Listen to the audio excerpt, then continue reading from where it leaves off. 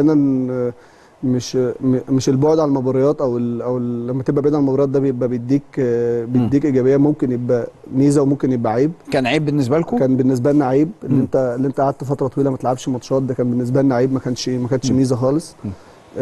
طول ما انت بتلعب ورجلك في الملعب الدنيا بتبقى يعني احيانا كتير بتبقى الدنيا احسن، بتبقى الدنيا افضل. حتى انت لما بتبدا الموسم ما بتبقاش مثلا زي مثلا 5 6 ماتشات بعد كده بتبقى الموضوع مختلف خالص. عايز تقول ان الفتره دي اثرت عليكم بالسلب مش بالايجاب؟ ممكن تكون اثرت علينا بالسلب. صحيح. ولكن الماتش الثاني الحمد لله الناس خلينا بس قبل ما نروح للماتش الثاني، اسباب الخساره ايه في مباراه الاهلي من ناحيه؟ هل التركيز ما كانش معاك ولحد اللحظه الاخيره؟ لا والله احنا كنا مركزين على الماتش جامد، وكنا عندنا طموح اللي احنا زي ما قلت لحضرتك اللي احنا نروح لحته كويسه في البطوله. ولكن يعني حصل حاجات في الماتش طول الماتش ادت اللي احنا نبان بالشكل ده، وفي نفس الوقت ما كانش فيه نصيب او ما كانش فيه توفيق يعني. ايه سر العصبيه الشديده اللي ظهرت عليك في الماتش ده يا كابتن محمد، واللي بيها اخدت بعدها ده الجول؟ انت بتتفرج فتمام، انا ما عنديش مشكله. ده الجول. طيب ايه سر العصبيه الشديده واللي بناء عليها اخدت كارت احمر؟ في لقطه بس لو تيجي هي ممكن تلخص يعني تبقى احسن من الكلام يعني خالص. ماشي، عايز تديها كام؟ ولا هي في نفس الجون يعني في نفس الجول. ماشي هكملها لك. هي الفكره كلها في نقطه اللي هي هكمل لك مع يعني عن بيومي هيجيبها لنا لحد الاخر. ايوه انا راجع في النص اهو. لا بعد الجون يعني ساعه الطرد. ما اعرفش هي جت ولا لا، انا ما شفتهاش اصلا يعني، انا ما شفتش بعد كده يعني ما اتفرجتش اصلا على الماتش تاني. ما جاتش. بص انت وقفت تنحت. ايوه بس هي دي انا وقفت تنحت. ان احنا كنا قبليها كانت في كوره معانا كانت في كوره معانا طبعا فيها سوء توفيق غير طبيعي يعني. كله اتسمر في الملعب. فيها سوء توفيق غير طبيعي، بس هي دي الكوره يعني.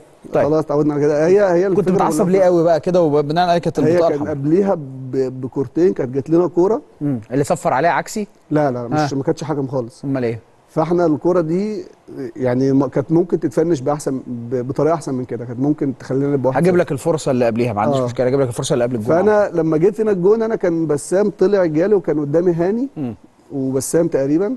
فانا باصص لهم وبزعق بقول لهم احنا لو كنا مركزين اكتر ما كناش ادينا فرصه لحد، وكنا ممكن نبقى احنا الكسبانين دلوقتي.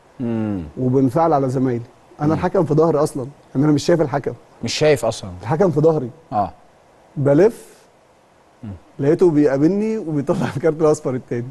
يا راجل والله العظيم ده اللي حصل. هعرض لك وبعد كده لقيت بقى اللي انا شتمت واللي انا عملت واللي انا سويت واللي انا طبعا مش معترض خالص على انا خلاص بالنسبه لي موقف وخلص. مش معترض عليه خالص، لكن هو ده اللي حصل بالظبط. يعني هو الراجل ادالك غير بقى حاجه تانية غير في حاجه تانية انا عاوز اقولها. لو عايزين اللي قبليها يا جماعه، حتى زمايلي كلهم عشان كنت بتكلم معاهم هم بيقولوا له اللي قبليها يا جماعه، اللي قبليها لو عندنا من الماتش. ففي حاجه تانية انا عاوز اقول عليها.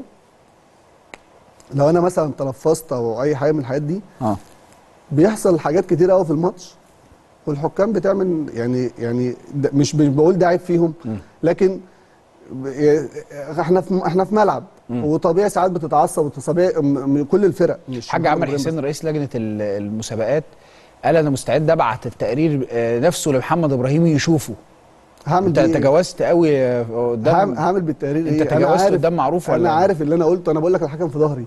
بلس ان انا بقول لحضرتك ان انا في حاجات مواقف بتحصل في الملاعب في الماتشات وبتمشي عادي يعني. مش بقول ده عيب في الحكام، بس ده بيبقى عرف يعني.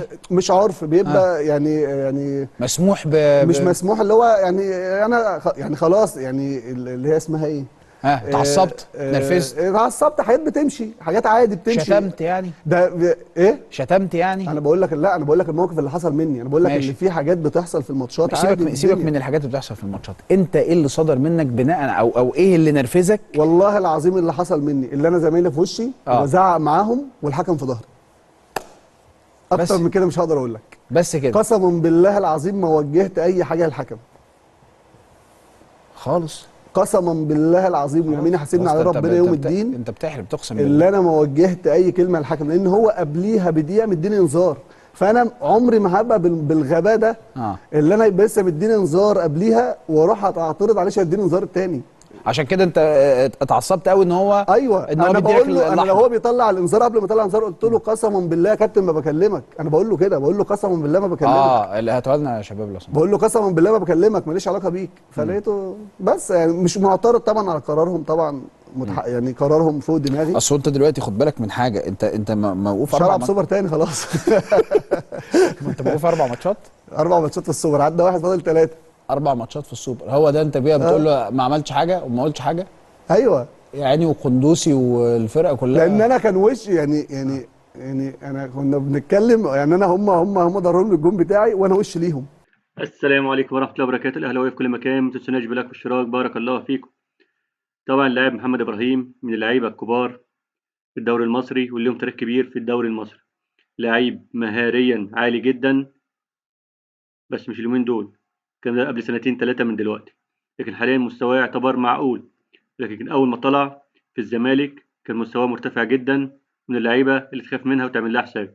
لكن حاليا بقى زيه زي أي لاعب، ما بيخوفش.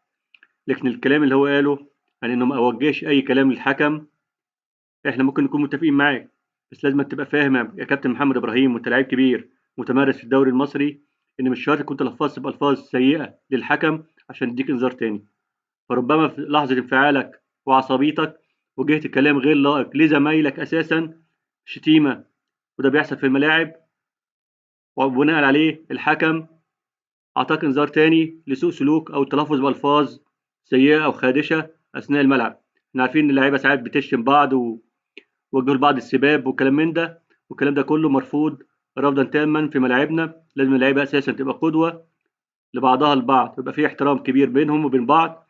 مش شرط توجه الشتيمة أو اللوم للمنافس عشان تاخد إنذار.